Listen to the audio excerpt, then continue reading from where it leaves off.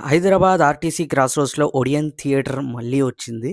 So, Odean మాల్‌గా వచ్చింది ఈసారి. 8 screens ఉన్నాయి ఇందులో మనకి. లోపల మాత్రం ప్రీమియం లుక్ అద్దిరిపోయిందనే చెప్పొచ్చు. పర్సనల్లీ ఓడియన్ అంటే నాకు ఒక ఎమోషన్. ఎందుకంటే అప్పట్లో Odean deluxe 70 Odean and mini Odean ఉంటుండే.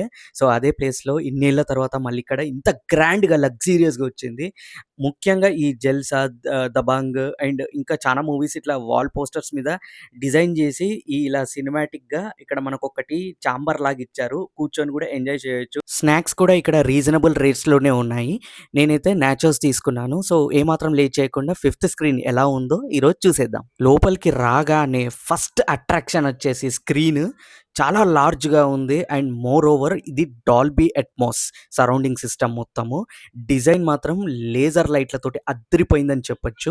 And 4K laser projection. Screen size అయితే టూ గుడ్ ఉంది. బ్రైట్‌నెస్ అయితే నెక్స్ట్ లెవెల్ అని చెప్పొచ్చు. అప్పట్లో ఓల్డ్ ఓడియన్ థియేటర్ ఉన్నప్పుడు, ఆ 3 థియేటర్స్ ఉన్నప్పుడు నేను 'ముని' సినిమా చూసాను, 'కాంచన' చూసాను, వెంకటేష్ మూవీస్ చాలానే చూసాను. అలా మీరేమైనా ఈ థియేటర్‌లో అప్పట్లో గాని, ఇప్పుడు న్యూ ఓడియన్‌లో గాని ఏదైనా మూవీ చూసుంటే మీకు కలిగిన experience and movie name comment సెక్షన్‌లో కామెంట్ చేయండి. నేను చూస్తాను, రిప్లై ఇస్తాను.